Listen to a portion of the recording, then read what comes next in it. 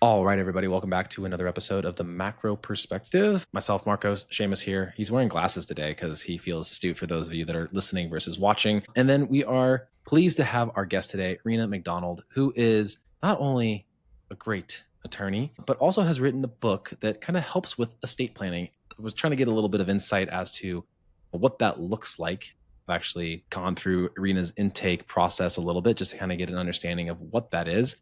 And there were some deep questions, and I'll bring those up later as it got me thinking in a different light. And I'm sure you remember me saying that when we talked, Rena. But in terms of your journey of practicing law and estate planning, I know it's probably not something you decided you wanted to do when you first went to law school, but something you definitely fell into, like you said, during the recession. So maybe a little background of that would be a great place to start for our audience. Thank you so much for having me. I'm so excited to be here and to talk to you and your audience about what I love doing. I've been an attorney for almost 22 years, and my practice is varied. I thought when I went to law school that I wanted to be a transactional attorney. So they're the attorneys who draft contracts and leases and the documents, right? So I did that for a couple years after I got out of law school, and I recognized that I didn't like to sit in a room for 12 hours a day and not talk to people. I love people and I like talking to them. I didn't realize that that was going to be what that meant, and it just meant that I was just staring at papers all day. So I decided to try more of the litigation side of the legal field. So I was doing a lot of real estate related transactions, and that was great. I opened my own firm in 7, which was exciting, and it was wonderful. Everybody was suing each other because they wanted more money, right? It was the height of the market. All these deals were happening. And then the recession came. 2007 was not a good year to start a business, but it ended up being fine. First, my clients wanted all the money, and then they just wanted some money. And that didn't always happen. But those clients that were doing the business deals in relation to like real estate, unfortunately, as the market crashed, their lives changed, right? They ended up needing modifications for their house. Financial and family issues are often closely related. And so as their bank accounts drained, their marriages suffered. And so they ended up needing a lot of divorces. And then those same clients ended up needing estate planning to make sure what they did have got transitioned.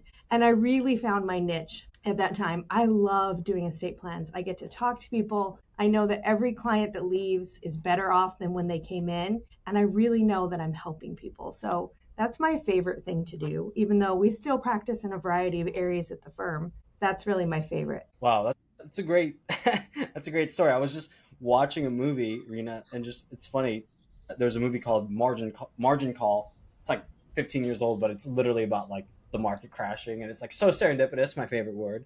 But it's like it's so true. Like so many people were affected by that market, and then how you started a business in there. Interestingly enough, what I've heard about businesses starting in like a recession is like if you could do it then, you probably do it anytime. And it's cool that you're able to find such a niche market because I think that market is so pivotal. I know that Marcos and I help people with their health in the longevity sector of things. It sounds like what you're doing is estate planning is the longevity of people's assets and finances. I feel like that as a return on the soul, not just like a return on the books, just might feel like you're really impacting somebody. It really does. I love the idea that I'm helping to make sure that their family is okay when something happens to them. So I talk to their kids when their parents have passed and they've been clients for years. And just to know, what do I do? I'm like, this is what you do. They set it all up. It's super easy. And to know that people can really take that time to grieve when, if they haven't done that, they focus on all the legal stuff, which is important. It has to happen, but it really takes away from that process of dealing with someone passing, and you can't really focus on the important stuff. So I love how I know that I help people, and what you do is the same thing. So it's very similar. Yeah. Yeah. And why is there so much rigmarole as it pertains to like inheriting an estate from your parents, for example? Like, why is this such a complicated issue, and why do things go into probate as like by default, essentially? So I usually explain estate planning like if you have nothing, it's called intestate, and there's a statutory scheme that divides up how things get transferred. Most people don't like that. They want a little bit more control, so they create a will. And under a will, you can specifically choose who gets what, right? The problem with both of those is that you cannot legally own anything after you die. So there's reasons for that, because you can't come from the grave and sign a deed to transfer a house, right? You can't transfer money after you've passed away. So it makes legal sense why that happens. So what happens is when you die, all of your assets get transferred to the state. And then the state makes sure that it goes to your heirs, either through the statutory scheme or through your will. That's what probate is. Now, why is it so complicated and costs so much money? Because not everybody agrees. And there's always a lot of strong feelings when people pass away. And, most people don't love their siblings equally. There's always sibling rivalries, and a lot of people don't have those conversations ahead of time. Marcos, you and I, we're siblings, and I feel like mom's always loved you best, and now I'm mad about it, and I don't think you should get her dishes, and I think they should go to me. So we fight over it. That's what probate is too. And probate is that process for making sure they go where you wanted it or where per the scheme. So what I recommend to my clients is kind of the next level up from there, and that's to create a trust. And what you do when you create a trust is you give legal ownership of your assets while you're alive to this entity. It's very similar to having a business. It's a formal entity. It survives you after you pass away, and then it makes sure that your assets go to your beneficiaries without having to go through that probate process. So the reason it's so complicated, one, attorneys involved. We complicate everything because you have to think of every eventuality and what could happen. I have to account for all of that in the documents. So I can't create a one-page trust. Our trust packet is. Rena, before you continue, because I know you're on a roll here, what is the craziest eventuality that you're like, damn it, I never thought of that one, but it played out. It played out somehow. I think my craziest estate case, like a probate case, was I had two brothers fighting over their dad's cowboy belt buckles. So he was like a rodeo guy, and he had championship belt buckles. And we went to trial over the belt buckles and who should get the belt buckles. And it was a big deal. And, that's something you don't think. It's crazy because I have siblings, and I'm like, I've talked with my family about this. We haven't gone to the trust level. I think now probably should, but I'm I'm gonna make. My brothers are like, oh, we're gonna do this, we're gonna do that. Make sure mom's like this, all that, and I'm like, dang, to fight over some belt buckles just kind of sounds something else deeper going on mentally, emotionally. Oh yeah, there. It wasn't really about the belt buckles. I mean, it was. But it was about who thought dad loved them more than the other person, and a lifelong feeling snubbed as a child. It was all these emotions. And the worst part is whenever there's any kind of dispute like that, at the end of the day, the family is totally broken up. They don't meet for Christmas anymore. They don't hang out together. The kids don't speak. And that's not the parents' intentions. That would never be what they want. But that's the legacy they leave when they don't make any decisions. I hear it a lot. And it's very sad. Yeah, well, speaking of child of, only, I don't have the sibling rivalry, so I can't even really sympathize or empathize here because it's foreign, completely foreign to me. And then I guess I'll have to take Seamus's word for this, how you're going to deal with mom and getting a 25% split of your mother's stuff or however that looks like, right? I mean, I'll probably have to speak about it with my brothers, but I do have a bit of, and I'm only going to share just a part of this because it's not my thing, but I was part of some of the dealings with my wife's, my parent-in-law's, them creating certain things, and just the process of explaining what they have, and then the process of the significant partners figuring out wait, that's on the table, seeing that process of everyone's eyes lighting up and going we didn't know about these properties or these things, and you kind of just start going this is going to get messy maybe down the road. I'm just part of these legalities right now, and you're seeing it, and it's just man, this is there needs to be some protections here. It's the things you don't think about, I think, that end up being the biggest problem. I've had clients who say, oh, I'll just let the kids work it out. They'll be fine. That never happened. It's never fine. It's always a fight. It's the business owners that have a business that when their partner dies, all of a sudden they have to work with the wife or the kids. That's a big deal. Something that you have to think about. Question on that, like business wise, or like when a partner dies, like the debt of that business and like they take that on too, or is that like how's that managed?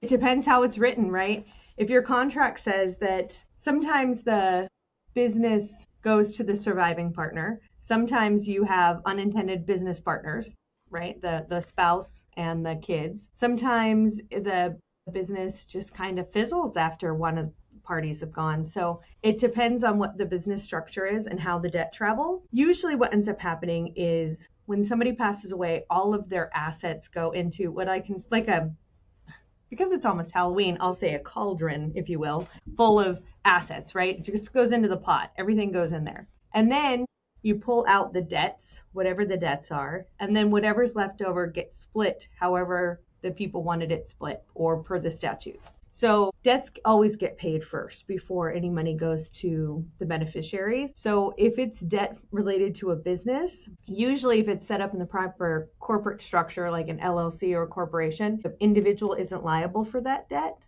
But if they have some kind of an agreement that says they are, that can be a big deal. So all these things that can happen and have happened, and that's again why it's so complicated.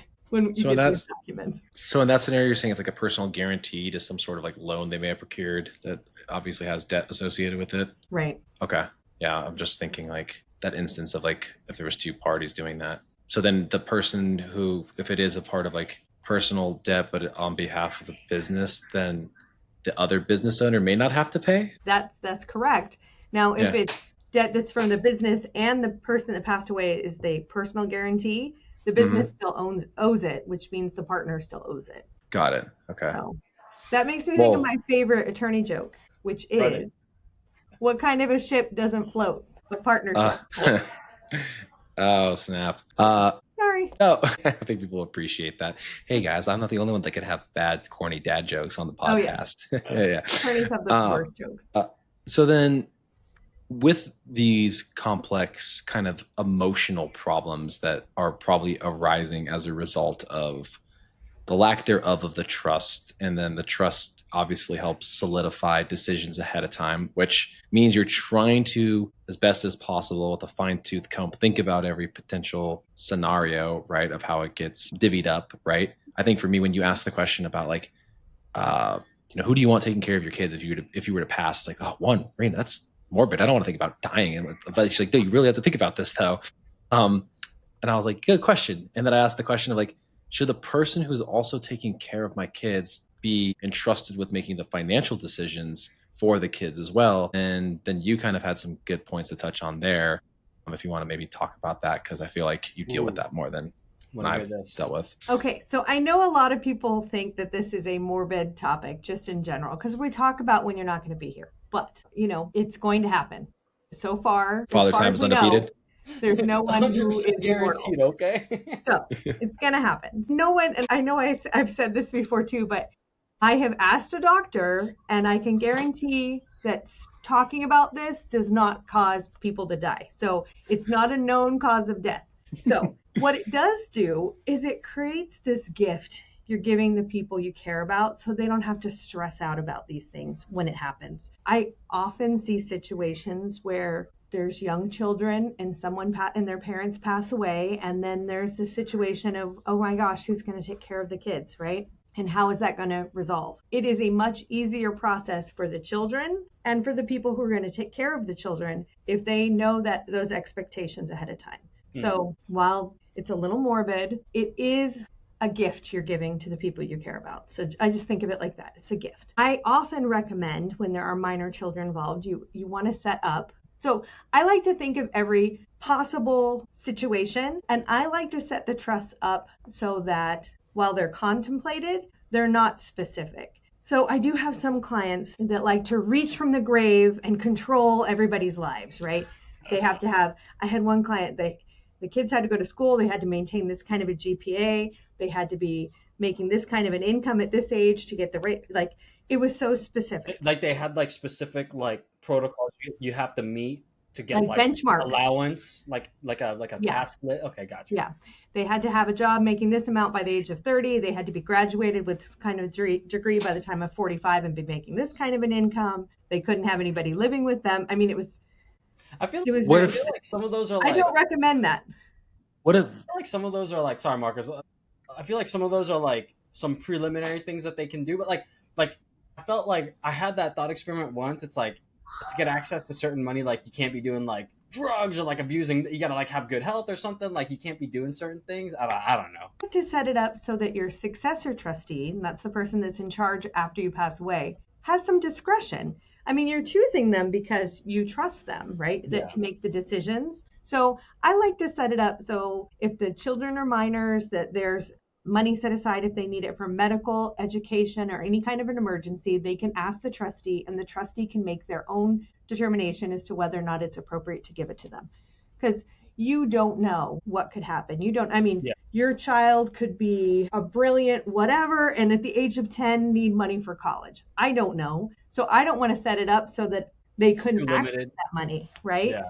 So I like to leave it pretty general, but I do also like to set up checks and balances so that there's multiple people taking care of things. I think there's certain people who you can trust with everything and it's fine. I prefer if you set up one person to be the guardian, who's the person that actually takes care of the kids, and another person to be in charge of the money. Because then you know what you're happening? You have two people watching each other to make sure that the kids are cared for. And I find when people are watching each other, they do a better job.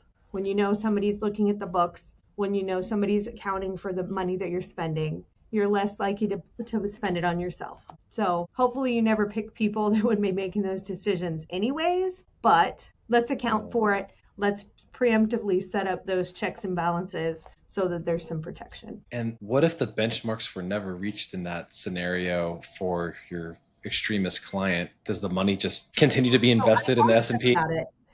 And they decided to give it to a charity. Oh shit! Okay, I was wondering if that was the case, but like, Anthony, by the age of 50, if they're deadbeats, that person at like, I don't know, like they're a full functioning adult at like 40 years old, like probably, let's say the dad or the mom wanted them to get like a PhD. They're like, no, you didn't get a PhD, so now this, I don't know, let's just say $5 million is not yours. It's gonna go to a charity. Yep. I don't recommend that. I feel like that's like the parent. There's no exceptions to it though. Go ahead. For that particular case, there was no exceptions for it. Okay. They were very strict.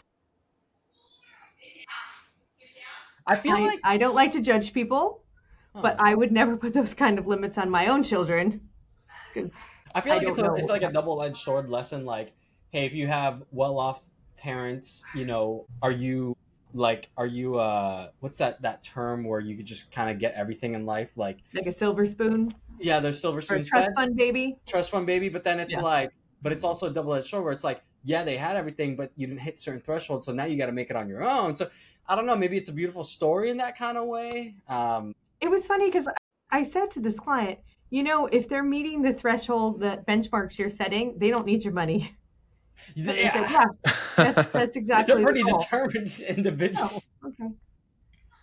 So, but you can. I think the point is why I don't recommend it. You can. I prefer to set up the trusts, like I said, that have some flexibility, that allow your successor trustees to use their own discretion, but allow them to protect it as well. So most of the trusts I set up, when my clients take that advice, I usually put provisions in there. So if someone does have a drug or alcohol problem, the successor trustee can decide to not release the money. They can set it up in what's known as a special needs trust, which is also really important if you do have a special needs individual in your life, because if they have any kind of disability or Social Security benefits, if they make over a certain dollar amount, they lose those benefits, which means they lose their health care, the funds for that, all the resources they get with it. So we have to set up a trust so that the inheritance sits in the trust. It never becomes the special need person's asset. The successor trustee can pass those assets on to them, but in a measured way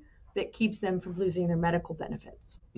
So that's a really, really important tool if you have any special need person in your life. If you don't have that set up, when you pass, everything goes to them and then they will lose all their benefits. And if they can't take care of themselves, they can't function. It's really problematic. It happens all the time. So you're saying Advantage of them. is it purely income based? So like if like whatever successor was like giving them draws on it, technically with that, is that kind of what's happening here? Is it like more of like a business draw more It's versus like a it being draw. like okay. And I set it up because right now that threshold I think is, what is it, like $600? It's not a lot. You set it up so that threshold can change depending on what Social Security declares it to be, because it changes a lot.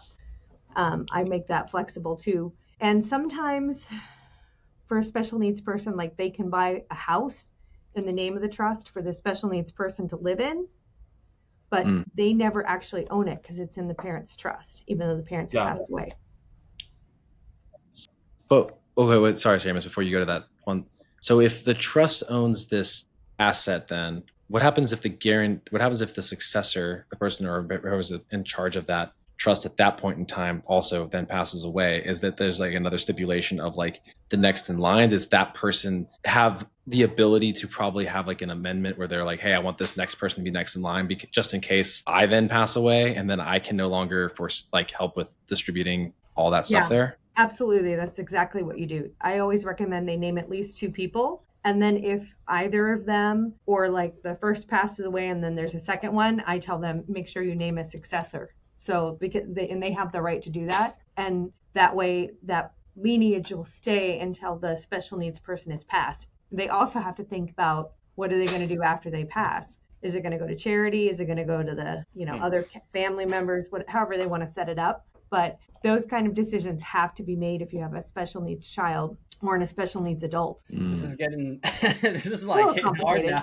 This is getting hard now. It's a giant logic problem. This is you just think about what if then. Yeah, just I do have another question, because like I'm thinking about my brother right now. Like he's like ex-military.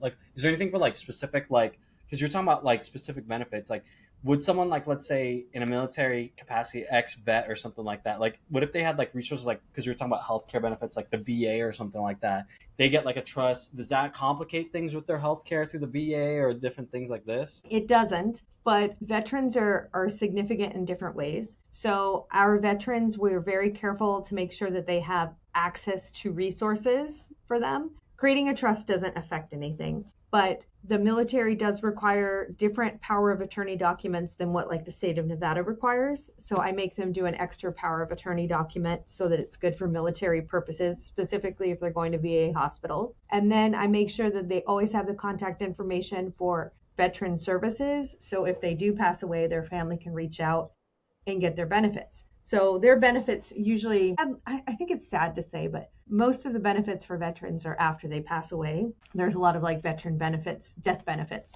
that come. So, and a lot of them are never claimed because families can't figure it out. Big shock. It's complicated. There's a lot of paperwork, but there are all these amazing veterans programs or organizations here in Clark County that are all volunteer based. There are other veterans that run them, and they help make sure that the widows, the children, they get those benefits. If they don't have that connection, they don't always get that. So we work closely with our veteran services here. There's actually an office right up the street from me. My office is in Water Street in Henderson. There's an office right up the street with these lovely gentlemen. They're all retired and they're amazing, and they work really hard to get their clients their services. Yeah, thanks for clearing that up. Yeah, that's such a hard, especially with the extra layer of like military paperwork. I feel like you just need you need someone with your background just going through all these documents, just like, what does this even mean? Yeah, it's really hard.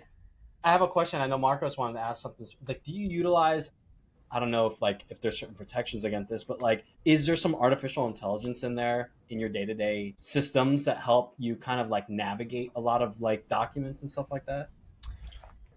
I use AI I don't use them in my documents so much. I mean, sometimes pronouns are complicated in legal documents. So I use them sometimes for my pronoun changes or my same-sex couples, or, somebody who was transitioned and changed their gender. I have to go back and change all their legal documents because the legal documents don't recognize they, them. So they're getting there, but it creates complication like it does in the English language. It creates the same kind of confusion and complication in legal documents. So there are some other phrases we have to use, but I do use AI for that. I'm sure you've heard a lot about the attorneys that have gotten in trouble for using AI for legal pleadings and those kind of things. I don't use it ever for that purpose. Someone used a photo. He like looked really good on the photo, and then he showed up, and he's like, "That's not you." Yeah. He just used like an AI photo generated. A judge like ripped him. I use AI for marketing purposes. I use AI for creating, like fun social media kind of stuff.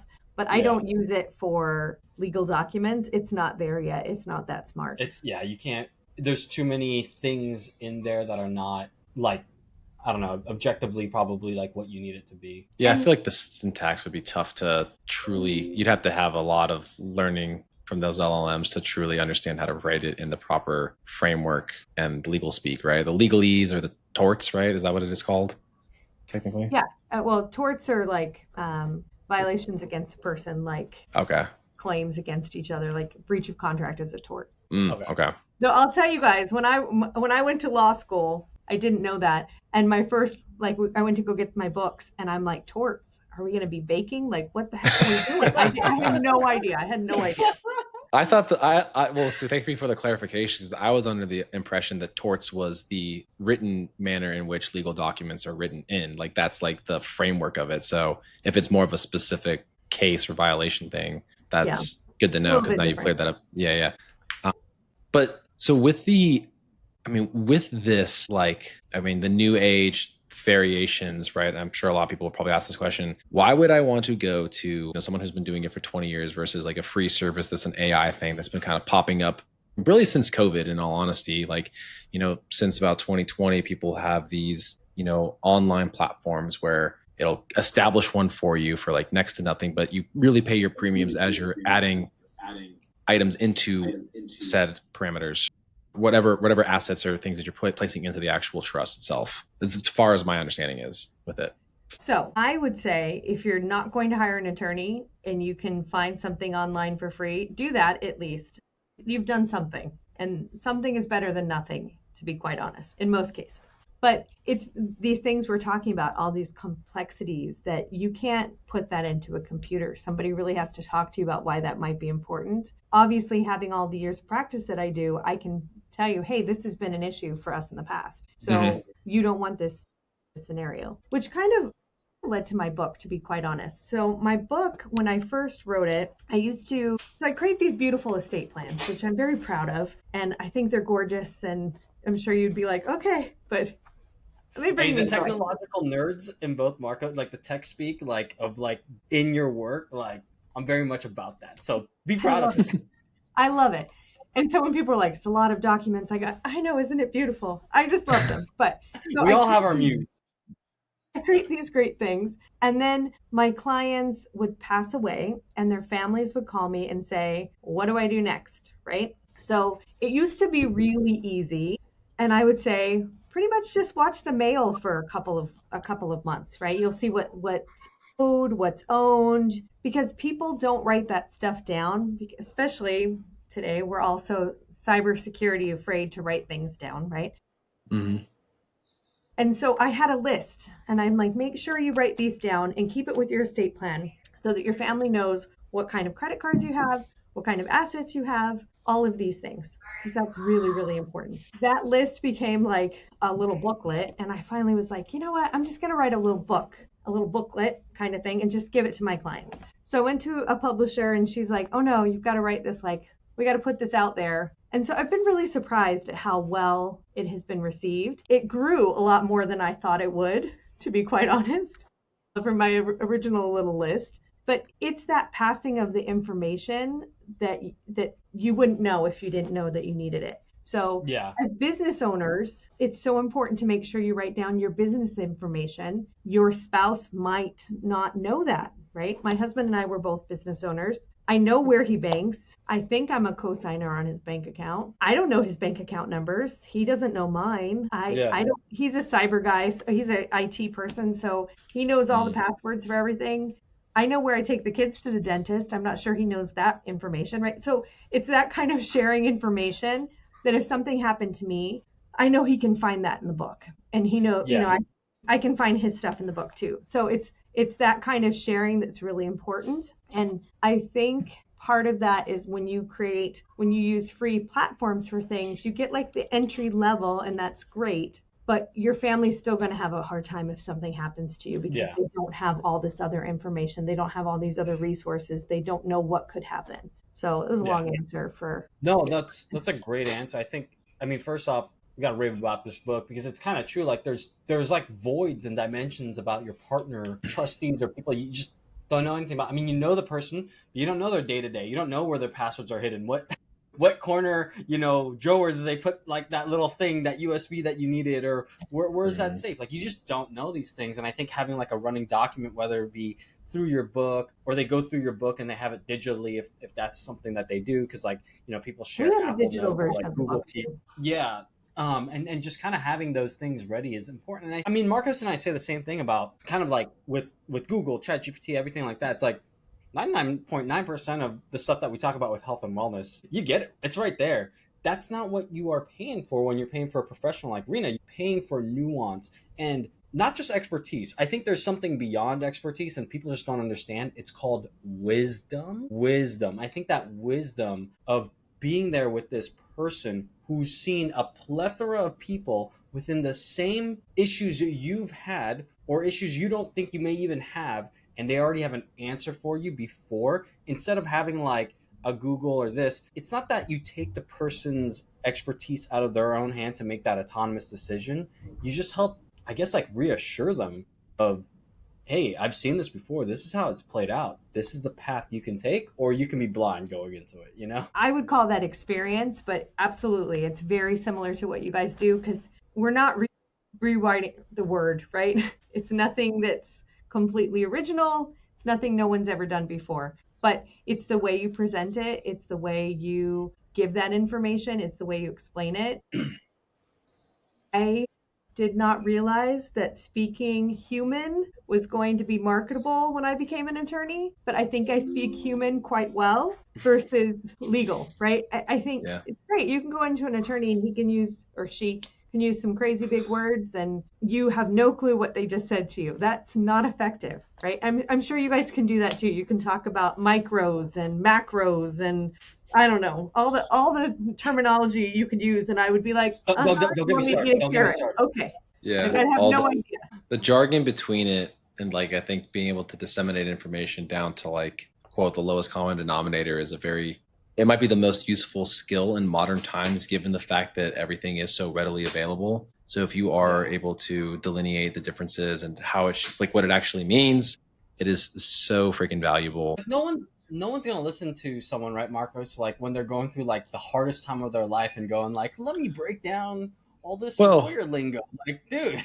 Well, just even if you break it down to when you were 20, when I had someone who was our age right now, Seamus, like as the mentor, saying like, "You're just gonna be the established supplement guru." I'm like, I'm 22 years old. Who the fuck's gonna listen to me? And he's like, "No, just trust me. Just like learn this shit, and then you'll be surprised at how many people would come your way." Here you are 10 years later, and you're over here talking about like Rena, before we had a little like, let's get ready for Rena Day, like, like the powwow earlier.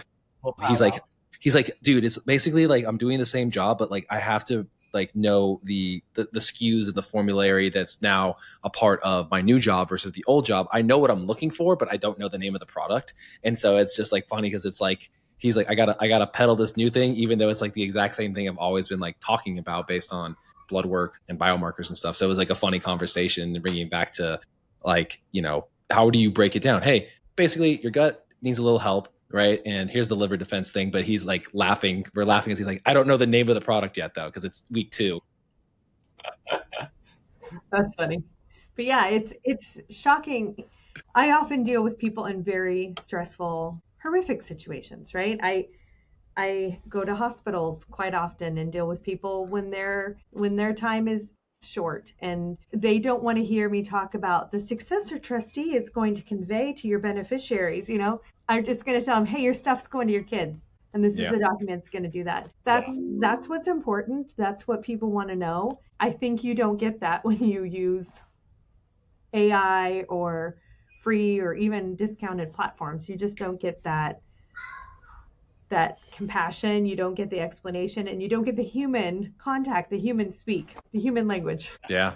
And as much as we would hope an AI agent could do it all for us, was like, hey, I need you to go do these things, it still isn't quite there. Maybe in 10 years, we'll see. But like, my question though is, so you've created these trusts for people. How many of you witnessed them, I guess, get executed? Like, I don't know what the right word is there. Like, the entities That sounds exist, very right? serious, so I'm not. You know, like how many they get signed? Is that after what I it create is? them? No. Like, okay, like how many people have died, Oh, and then you've okay. had to like help the estate get passed on to the next person, because I take it that you've created these things, and then what does that next process look like? Because again, I think that's also part of what people would pay for, right? Is like, hey, how do we know for certain that this stuff gets done? And you can say, hey, like I did this with this was the case, and boom, this is like, again, the turnaround time of like everything getting to where it rightfully needed to go. So I used to not do probates or anything like that for a long time, and then I started doing it because my clients needed it. Like all the things I do, my clients needed it, so I started doing it. So Just solving problems. yeah, solving problems. I hate to send my clients to the Glenn Learners of the world, that the people that don't bring them joy. So I am happy to say not as many as I've created, because most of my clients are still with us, but it does happen more often than I would like, because people pass away, and that's why they created it. So when they do, I have a pretty easy process for it. If they've done everything they're supposed to do, and it's really easy, I just tell them, make sure you get all those debts together. There's a letter they have to send out. Once you figure out what the debts are, pay those off, and then you can pass the assets to the beneficiary. It's really simple. The difference between probate and like having a trust is I can go into the bank with my trust documents, and they'll immediately give me a check or transfer the account or whatever I tell them to do. It's that easy. Versus if you have to go through probate, I have to file a case in Nevada. Most cases right now are taking 3 to 5 years to handle. State attorneys usually charge 35% of the estate value. And Wow. so 3 to 5 years for you to get the money for the beneficiaries, and 35% of every dollar you've saved your whole life to give to your kids goes to the attorneys. Because you want your money, and you're like, I won't know how to get it otherwise. So 65% is better than zero. Yep. And that's why they do it. Plus I don't 3 handle. plus 5 years.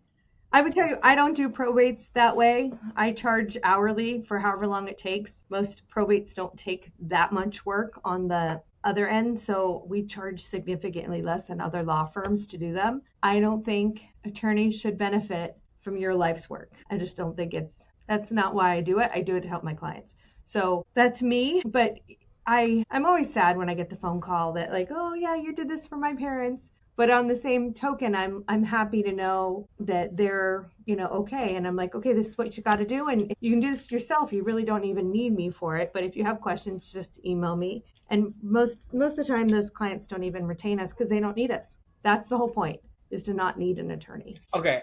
I love it. Rena, you're the best. Because like, that's the motto that I have. Like, there comes a point where it's like, you shouldn't need me. Like, that's what Marcus and I say all the time. Like, there comes a point where like, I've helped you enough or educated you enough that like you should not need me for your health. Like, you should be taking onus of your own thing. So like you I don't know how to say this, without saying like you're a good one. You're straight G for that. I'll take it. Take it.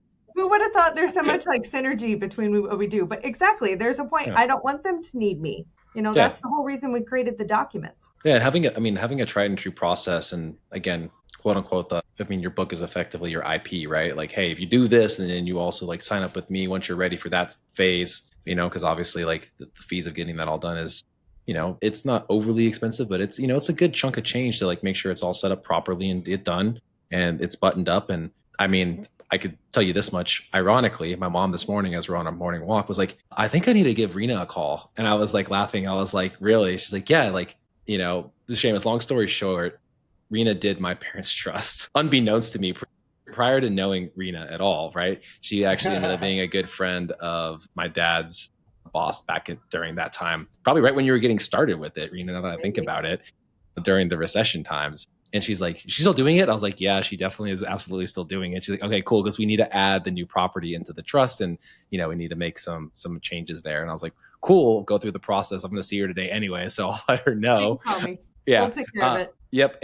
But like, same thing. It's like, I will likely be on the other end of that of like, I might have to call you, God forbid, my parents are, they're approaching 70, right? So, I'd love to have 20, 30 more years, and you're long since retired, and I'm dealing with somebody else at your firm that you sold off and you're just sailing off into the sunset, right? But still like getting privy to that at this phase of life in your, early adulthood life with, children of my own, understanding that like that generation, again, you want to have, years, if not decades still with them, but you just have to like, you just don't know, and I think those conversations have been a lot more serious and definitely not something I thought about really at all in my 20s, but now bridging into this early 30s era these are really important conversations to have. And I think having them for younger and younger people, young, busy people, especially, where you're just like, I'm invincible, I'm on top of the world. Like, I'm just trying to make money, versus like, how do I protect it long-term for the people I love? I think it's such an important thing and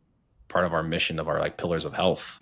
We have a financial pillar, and this is probably the best way of protecting your loved ones, in a health-related endeavor. Yeah, it's interesting. Rena, do you kind of like recommend like young 30-year-olds to start actually kind of thinking about this stuff? Because if they are feeling like young and invincible, like they're not thinking about these things, Right. I often deal with people of all age and all different stages. Normally, there's one question I ask people is if they have children, then they need to name a guardian. That has nothing to do with financial responsibility, but just you need to make sure you're naming somebody. And then it has to do with the value of the assets. If the total value of your assets, if you liquidated everything right now, is over $100,000, it goes through that long process of probate that we talked about. So if I always ask, if you just told me right now, if you liquidated everything, equity minus debt, all that stuff, if it's over 100,000, you should go ahead and do a trust. If it's under 100,000, you don't need a trust yet. So you Question real quick on that over 100,000. Like, what if you have certain policies and stuff like that? Does that come into effect with your net worth and everything like that? So not life insurance policies. They don't. Okay. But if your life insurance pays off, like if it's set to pay off your mortgage, then maybe. Okay. So yeah. It's maybe. Like theoretically, like I have a $1 million term policy, which would effectively pay for.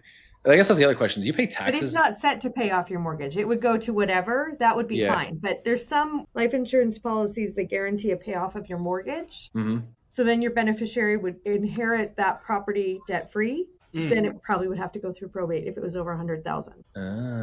So there's like numbers at play. But I often talk to people and tell them they don't need us. And for older people, I would just say there's another component of it as well. It's part of our estate plan, if you will. It does the trust. We create a will, and then we create power of attorney documents, which are really important for people who are older. So you want to name somebody while you can to take care of you and to make decisions for you. As person who is going to ultimately make those decisions, you want to make sure that you understand what they are, right? My mother had to make decisions for her aunt, and they'd never had that conversation, and it was horrible. It was a horrible experience because she didn't know what decisions to make. And my grandfather wanted something else. And my mom's like, I don't think that's what she wants. They never had that conversation. So she had to make those decisions in kind of a bubble of a lot of pressure, and it was not good.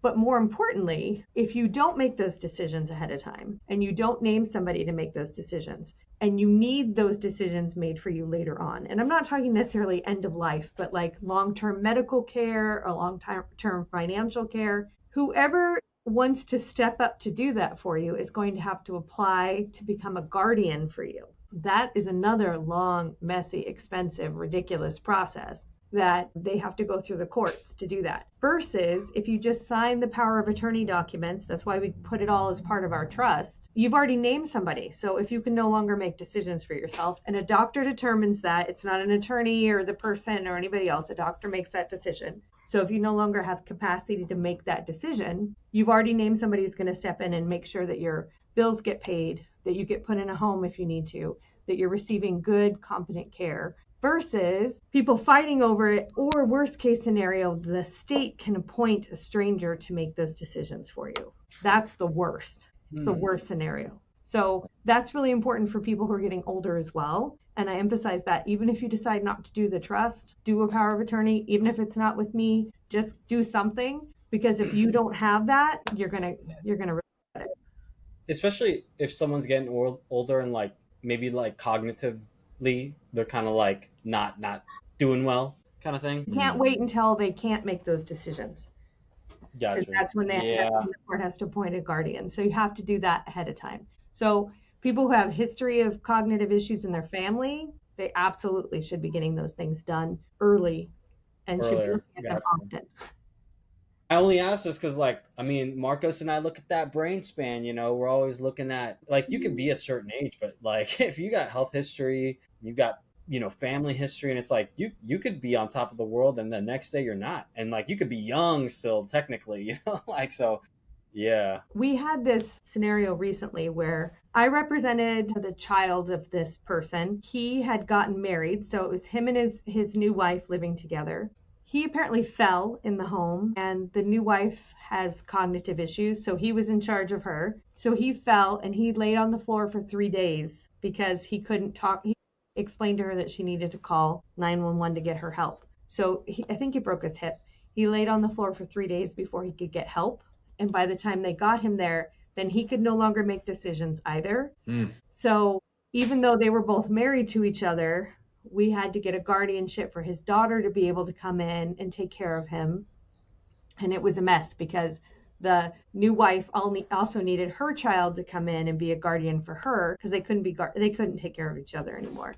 And while all that's pending, he's laying on the floor for 3 days with a broken hip because he can't convince his wife to call 911. So those scenarios happen quite often. And even when they found out they couldn't get anybody to get the hospital to release the information because there was no guardian, and the court was going to appoint somebody, and the daughter's like, no, I'm going to do it. And it was a mess. This is like hitting my heart a lot because this is like stuff that I've kind of seen. Mm-hmm.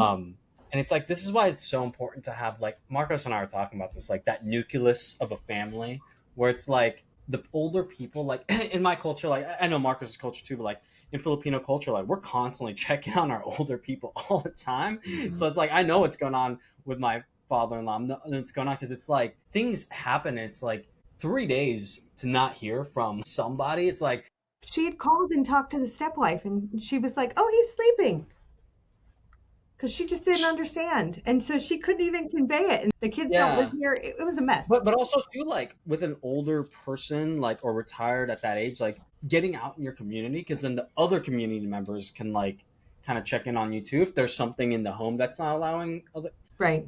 Yeah, it's a deeper conversation. Not having those systems set up ahead of time is what causes the issue. Mm-hmm. Yeah. So it took us about 7 months to get the guardianship appointed before she could even get them placed in a home. So they lived together for another 7 months after that, and neither of them could make decisions for themselves or each other. It was bad. It was a mess. Well, in every case, an ounce of prevention is worth a pound of cure, right? So, I mean, just like we talk a lot about preventative things to help you out with your health, right?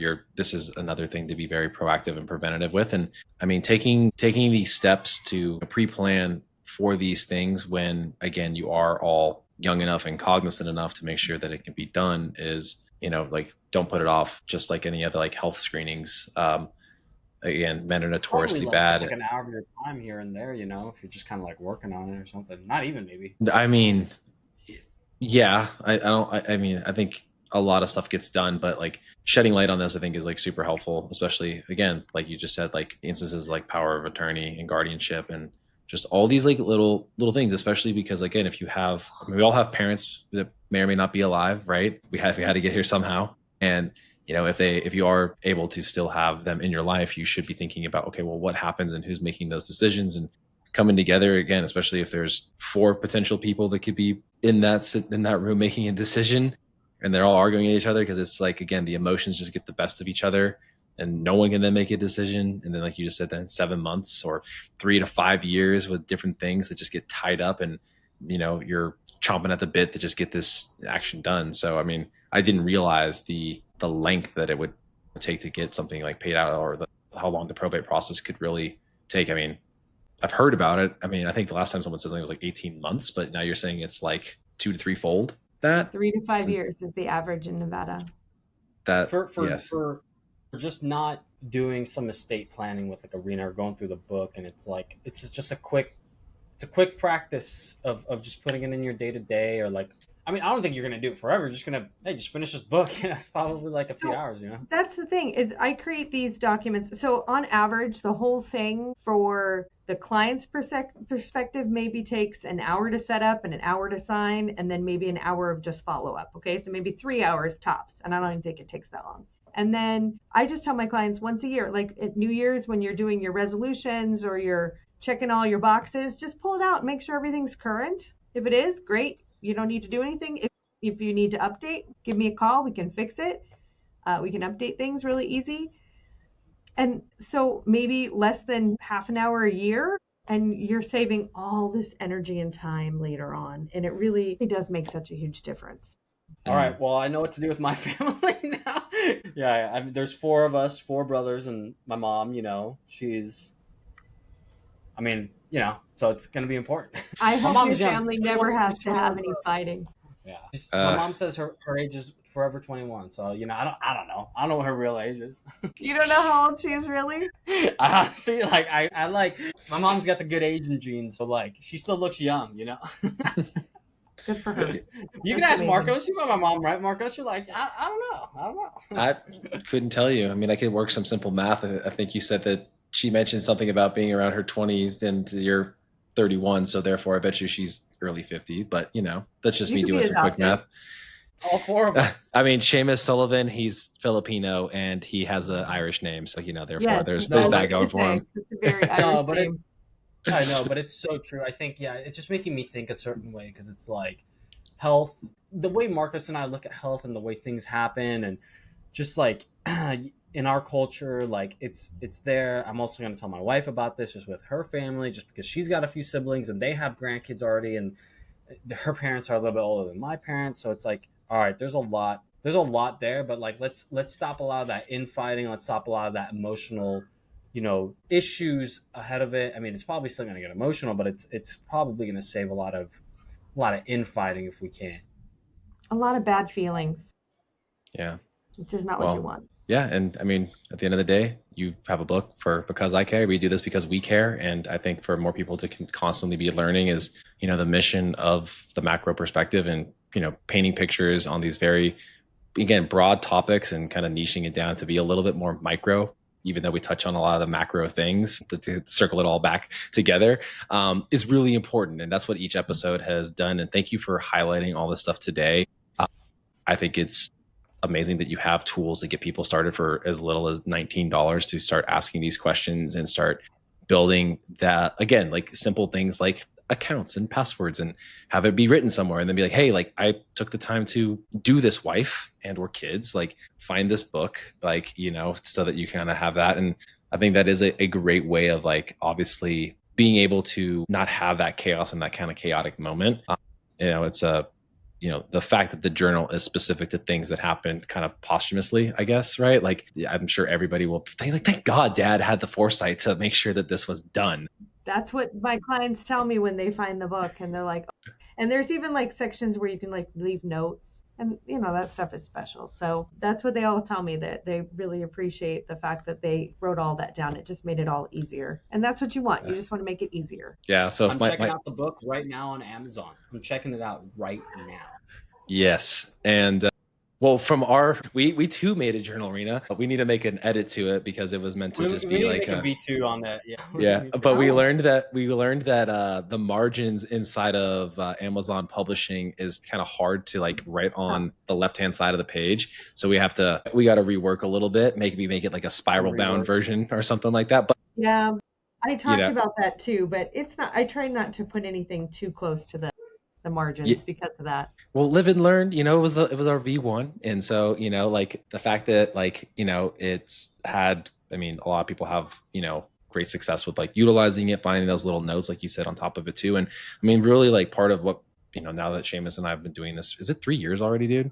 Basically. Dude, it's going to be 3 years in December. So yeah, we kind of started this as like an ode to, you know, leave something behind for you know, for me, it's like my kids, and like if they wanted to like see an evolution in conversations and people that we were able to like bring on over the years, we thought it'd be kind of cool to kind of have this, you know, these episodes and databases and thoughts and conversations as part of it, you know, leave it behind. And, you know, I'll let them know my password to everything is exactly the same. So if you figure that one password, I'm just kidding. Just totally kidding.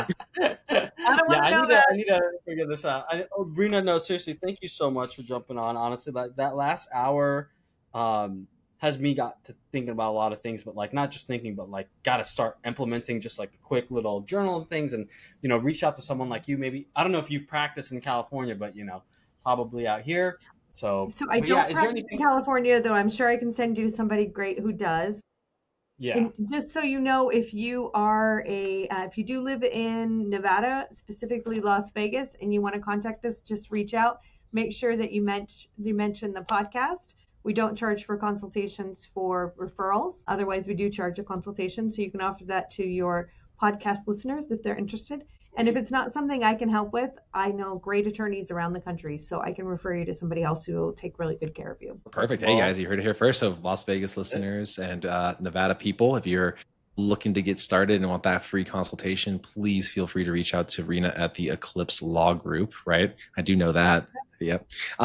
And yeah, Seamus, I mean, is there any last question before we officially say goodbye? Yeah. Honestly, this is the stuff that like I'm so in the dark about, that like the last hour has me so like, thank God that Rita came into our life right now, just because I needed to hear that, because like those are the things that like are just not happening in my life unless like I'm reminded to like go do that. So like got to do this for my family, and then I got to do this for my wife's family, and it's like, look, this little hour thing, 30-minute per year, can save you so much time. Like it's $20, guys, or less. Like, go do it. It's so simple, but you're going to save so much in headaches. Yeah. And it happens at the perfect time of year. I mean, granted, we're recording this at the end of open enrollment season for, you know, medical allocations and whatnot. But, you know, when you're listening to this episode, and like Rena said, she made that cauldron, you know, reference, because we're just gonna be near Halloween when we release this. You know, you gotta think about all those potential scenarios and situations. And yeah, I'm glad, Seamus, that you were able to get a lot out of this. I know I got even more out of this, and I'm super excited to share this with everybody, because I think it is something that again, it can save so much headache in the future. I have so many conversations with people as it pertains to like that after effect, and they didn't have things set in place. And I think because I've listened to so much about it, but to have like that 1 hour kind of deep dive was amazing. So thank you so much for coming on. We really appreciate you, Rena. And until next time, Macro Perspective peeps, if you have anybody that you can think of that you can send her way, please do so. If there's any way you guys can help us, you know, give us a like, give us a subscribe, give us a follow, you know, whatever platform you're listening on. We greatly appreciate it, so we can continue to bring on great people to talk about great things. Take care. Bye. Bye.